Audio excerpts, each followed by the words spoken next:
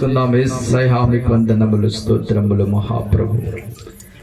సర్వోన్నతమైన దేవుని కుమారుడా, సర్వశక్తిమంతుడా, ఉన్నతుడా, ఉన్నతమైన వాడా, 10,000 మందుల కాంక్షణీయుడా, మీకు వందనములు. మీ యొక్క మాటలు మాకు దయచేసి మీరు మాతో మాట్లాడి మీ కృపను మాకు తోడుగా ఉంచి అయా మా యొక్క హృదయాలను గాని ప్రభువా, మా యొక్క మైండ్లు గాని, మా ఆలోచన విధానం గాని ఇటు మళ్ళకుండా మీ వాక్యం వైపు శ్రద్ధగా వినుటకు మీరు అవకాశం దయచేయండి. మీరే మా మధ్యలో ఉండి పని చేయమని యేసు నామమున ప్రార్థిస్తున్నాము తండ్రి. ఆమేన్, ఆమేన్, హల్లెలూయా. గట్టిగా విడుదల. ఈ దినము నీకు వాగ్దాన రీతిగా దేవుడు సెలవిస్తున్నటువంటి మాట ఏంటంటే, పరిశుద్ధ లేఖనాల్లో యెషయా గ్రంథము 56వ అధ్యాయము 7వ వచనము నీతో మాట్లాడుతూ ఉన్నది. దేవుడు చెబుతున్నాడు, నా ప్రార్థనా మందిరములో వారిని ఆనందింపజేసేదను. మరలా ఇంకో మాట చెప్తున్నాడు, నా ప్రార్థనా మందిరము సమస్త జనులకు ప్రార్థనా మందిరం అనబడెను. నా ప్రార్థనా మందిరము సమస్త జనులకు. జాగ్రత్తగా గుర్తుపెట్టుకోండి, ఆయన ప్రార్థనా మందిరము సమస్త జనులకు ప్రార్థనా మందిరం అనబడును. ప్రార్థించుకోవడానికి ఎవరు సొంతము కాదు. ప్రార్థనా మందిరము దేవుని యొక్క సంఘము, దేవుని యొక్క మందిరము, దేవుని యొక్క చర్చి ఎవరికి సొంతం కాదు. అందరూ ప్రతి ఒక్కరు కూడా ప్రార్థించుకోవచ్చు. ప్రతి ఒక్కరు కూడా ప్రార్థన చేసుకోవడానికి మరి ఉన్నది. ఆ ప్రార్థనా మందిరము ఆనందింపజేసేది అయి ఉండాలి. దేవునికి మహిమ. ప్రార్థనా మందిరము మనిషిని ఆనందపరుస్తుంది. ఈరోజు మనిషి ప్రార్థనకి వెళ్ళంగానే, చర్చిలో అడుగు పెట్టగానే, చర్చి నుంచి బయటికి రాగానే ఎంతో ఆనందముతో బయటకు వస్తున్నాడు, ఎంతో సంతోషముతో బయటకు వస్తున్నాడు. వీళ్ళరా, ఆయన మందిరము, ప్రార్థనా మందిరము, ఆ మందిరములో సంతోషం ఉన్నది, ఆనందం ఉన్నది. మనిషి చర్చికి వెళ్ళి బయటికి రాగానే ఆనందముతో బయటకు వస్తాడు, సంతోషముతో బయటకు వస్తాడు. తెలుసా విషయం? దేవుని మందిరమునికి వెళ్ళే ప్రతి ఒక్కడు కూడా ఎంతో మనశ్శాంతితో, ఎంతో ఆనందముతో, ఎంతో సంతోషముతో తిరిగి వస్తాడు. ఆ మందిరములో అంత అద్భుతం ఉంటది, మందిరములో అంత ఆశ్చర్యం ఉంటది, మందిరములో దేవుని యొక్క కృప అంత ఆవరించి ఉంటది. దేవుని బిడ్డలారా, అందుకే దేవుడు చెప్తా ఉన్నాడు, ప్రసంగి మాట్లాడతా ఏమంటాడంటే, ప్రసంగి ఏమంటున్నాడంటే, ఇదిగో మీరు మందిరములకు పోయినప్పుడు చాలా జాగ్రత్తగా చూసుకోండి, మీ ప్రవర్తనను సరి చేసుకోండి, మీ ఆలోచన విధానాన్ని సరి చేసుకోండి. ప్రార్థనకు వెళ్తున్నప్పుడు ఎంత వేదనతో, ఎంత బాధతో మీరు ప్రార్థనా మందిరమునకు పోవచ్చున్నారు, అంత కన్నీటితో ప్రార్థనా మందిరానికి పోవచ్చున్నారు. మరలా తిరిగి వచ్చేటప్పుడు అట్లా రాకూడదు. అందుకే సరి చేసుకొని, సరిదిద్దుకొని చక్కగా మీరు ప్రార్థనా మందిరమునకు పొండి అని చెప్పేసి అన్నారు. ఈరోజు నెల ప్రారంభము నుంచి ఈ యొక్క 3వ నెల, ఈ మార్చి నెల ప్రారంభము నుంచి ఈ యొక్క ఎండింగ్ దినం వరకు కూడా, ఈ యొక్క 1వ తారీఖు నుంచి 31వ తారీఖు వరకు కూడా దేవుడు ఎంతగానో కాచి కాపాడాడు. గనక మనం సజీవ లెక్కలో ఉన్నాం. మనం ఈ లోకమును చూడగలుగుతున్నాం. ఈ లోకాన్ని చూసే భాగ్యం వచ్చింది. రేపటి దినాన్ని లోకాన్ని చూస్తామో చూడమో కూడా మనకు తెలియదు. గాలిపుడగ లాంటి జీవితము, ఈ యొక్క మరి వికసించేటువంటి, పుష్పించేటువంటి పువ్వు లాంటి జీవితం ఎప్పుడు రాలిపోయిందో ఎవరికి కూడా తెలియదు. కానీ దేవుని ప్రియులారా, ఇగో ఉదయమునే పచ్చగా కనిపించే గడ్డి పరక లాంటిది జీవితం. సాయంకాలం అయ్యేసరికి అది వాడిపోవచ్చు, ఎండిపోవచ్చు, రాలిపోవచ్చు. దేవుని ప్రియమైనటువంటి వాళ్ళని, ఈ లోకంలో ఉన్నటువంటి ప్రతిది కూడా ఏదో ఒక రోజు మరణించక తప్పదు. అయితే ఈ మరణించే లోపే మనము దేవుని యొక్క ప్రార్థనా మందిరములో ఆనందించిన గడియలు ఎక్కువగా ఉండాలి. దేవుని ప్రియులారా, నువ్వు మందిరానికి పోవచ్చినప్పుడు నీ ప్రవర్తనను జాగ్రత్తగా చూసుకొని, మందిరములో నువ్వు ప్రవేశించగానే మందిరములో దేవుని కృప ఆవరించి ఉంటది, దేవుని మహామహిమ ఆవరించి ఉంటది, దేవుని శక్తి ఆ మందిరములో ఉంటది. కనుక దేవుడు ఏ మనిషి ఎలాంటి సమస్యతో అక్కడికి వచ్చి ఉన్నాడో, ఎలాంటి బాధతో వచ్చి ఉన్నాడో, ఆ బాధ నుంచి విముక్తి కలిగి మరలా ఇంటికి వెళ్ళేటప్పుడు సంతోషంగా తిరిగి వెళ్ళాలని దేవుడు చాలా మరి ఆయన మహిమను అక్కడ కాచుకొని ఉంచుతాడు. దేవుని ప్రియులారా, అందుకే మందిరమునికి పోవాలి. ఎందుకు పోవాలండి? చర్చికి వెళ్ళవలసిన పనే వచ్చింది. ఇంటి దగ్గర నుండి కూడా మేము ప్రార్థించుకోవచ్చు కదా. ఇంటి దగ్గర ఉండి కూడా మేము ప్రార్థన చేసుకొని ఇంటి దగ్గర ఉండి కూడా మేము దేవుడితో గడపచ్చు కదా అని అనుకుంటున్నామేమో. నువ్వు మందిరములకు పోగానే మందిరం అంతా కూడా దేవుని యొక్క కృపతో నింపబడి ఉన్నది, దేవుని యొక్క మహిమతో నింపబడి ఉన్నది, దేవుని యొక్క మహాశక్తి అక్కడ పనిచేస్తూ ఉన్నది. అందుకే మందిరములో అడుగుపెట్టిన నీవు నీ సమస్యలు అన్ని కూడా తరిమబడి, నీ సమస్యలన్నీ కూడా పడవంచులైపోయి నువ్వు బయటకు వస్తున్నప్పుడు మహా సంతోషాన్ని పొందుకొని నువ్వు ఇంటికి తిరిగి వెళ్ళుచున్నావు. దేవుని ప్రియమైనటువంటి బిడ్డ, ఇక్కడ వాక్య భాగం అదే సెలవిస్తున్నది. నా ప్రార్థన మందిరములో ఆనందాన్ని వారికి కలగజేసేదను అంటున్నాడు, ఆనందాన్ని ఇచ్చేదను అంటున్నాడు, సంతోషాన్ని ఇచ్చేదను అంటున్నాడు. అంతేగాని నా ప్రార్థన మందిరము ఎలాగుంటదటండి? సమస్త జనులకు, ఎవరికండి? సమస్త ప్రజలందరికీ కూడా ప్రార్థన మందిరముగా ఉన్న ప్రతి ఒక్కడు ప్రార్థన చేసుకోవచ్చు. ఇక్కడ జాతి లేదు, మతము లేదు, రంగు లేదు, ఏది లేదు. ఎలాంటోలైనా సరే ప్రార్థన మందిరానికి వెళ్ళి ప్రార్థన చేసుకోవచ్చు. దేవుని యొక్క ప్రియులు, ఆడవారని లేదు, మగవారని లేదు, వారు వెళ్ళకూడదని లేదు, వీరు వెళ్ళకూడదని లేదు, వారు ఆ టైంలో ఉన్నారు, వారు వెళ్ళకూడదు, ఇలాగ ఉన్నారు వెళ్ళకూడదు, వారు మురుగ్గా ఉన్నాడు వెళ్ళకూడదు, ఈడేమో నీట్ గా ఉన్నాడు వెళ్ళకూడదు, వాడికి ఉన్నవాడు వెళ్ళకూడదు, లేనివాడు వెళ్ళకూడదని ఏమీ లేదు. ప్రతి ఒక్కరు కూడా ప్రార్థన మందిరంలోకి వెళ్ళి మోకరించి ప్రార్థన చేసుకోవచ్చు. అటు అవకాశం మహాదేవుడైనటువంటి ప్రభులు అందరికీ కూడా కల. అందుకే ప్రభు అందరికీ ప్రభు అన్నాడే కానీ ఒక్కరికే నేను ప్రభువుని అనలేదు. ప్రభువు దేవుడి లోకమంతటిని ప్రేమిస్తున్నానన్నాడే కానీ నేను ఒక్కడినే ప్రేమిస్తున్నానని చెప్పలేదు. దేవుని ప్రియులారా, నన్ను నమ్మిన బిడ్డలు మాత్రమే నేను ప్రేమిస్తానని ఆయన చెప్పలేదు. ఏమంటున్నాడంటే దేవుడు లోకముని ఎంతో ప్రేమించెను. స్తోత్రం. దేవుడి లోకముని ఎంతో ప్రేమించెను. ప్రభువు అందరికీ ప్రభువు నిన్ను వలనే నీ పొరుగు వారిని ప్రేమించుకుంటూ వెళ్ళు అని చెప్పి మనిషికి ఒక మంచి ఆజ్ఞ ఇచ్చాడు, మంచి గుణపాఠం చెప్తూ ఉన్నాడు. ఆయన మందిరమునకు వచ్చిన నీవు ఏ దుఃఖముతో వచ్చావో, ఏ వేదనతో వచ్చావో, ఏ సమస్యతో వచ్చావో దాంతో తిరిగి వెళ్ళకూడదు, దానితోనే తిరిగి వెళ్ళకూడదు. బిడ్లారా, దేవుడి దగ్గరికి వస్తున్నప్పుడు చాలా ఉంటుంది, నీకు చాలా వేదన ఉంటుంది, కానీ తిరిగి అదే విధంగా నువ్వు తిరిగి వెళ్ళడానికి వీలు లేదు. దేవుని ప్రియబిడ్డ, నువ్వు దేవుని దగ్గర చాలా ఉన్నతమైన స్థానం అనేది నీకు, దేవుడి దగ్గర ఉన్నతమైన స్థానాన్ని దేవుడు నీకు ఇచ్చి ఉన్నాడు.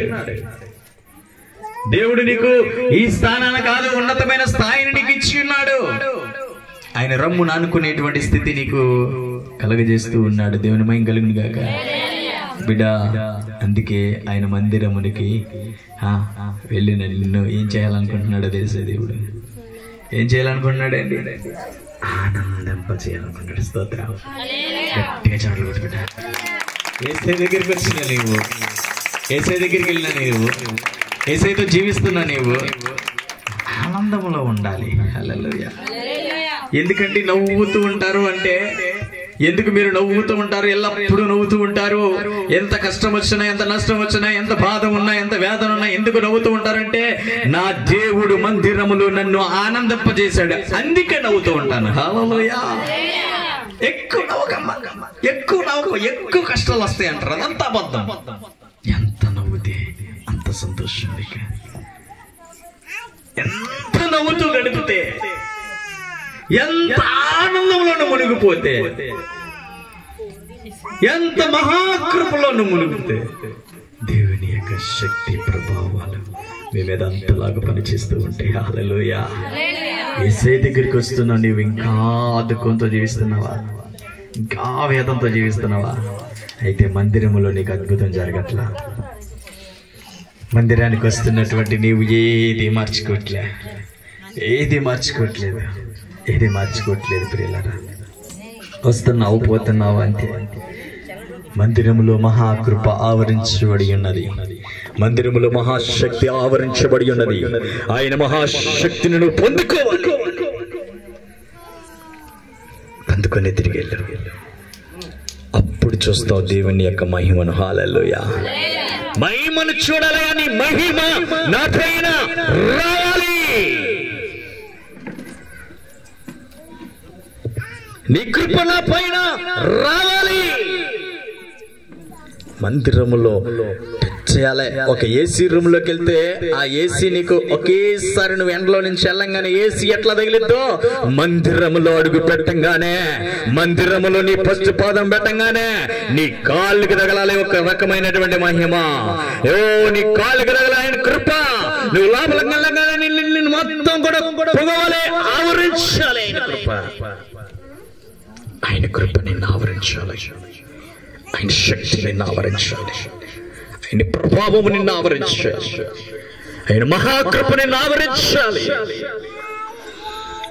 ఆయన ప్రార్థన మందిరము ఈ ప్రజలందరికీ కూడా, ఈ లోకమంతటికి కూడా, ఒక జాతికి కాదు, ఒక మతానికి కాదు, ఒక కులానికి కాదు, ఒక ఆడవారికి కాదు, మగవారికి కాదు, ఒక నల్లవాడికి కాదు, తెల్లవాడికి కాదు, ప్రతి ఒక్కరికి ఆయన ప్రార్థన మందిరము.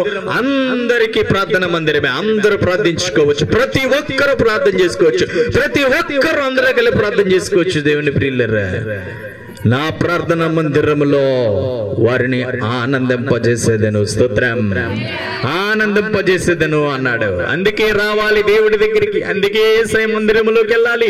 ఆనందము ఎక్కడ దొరికిన ఆనందము నీకు యేసయ్య దగ్గర దొరుకుతుంది.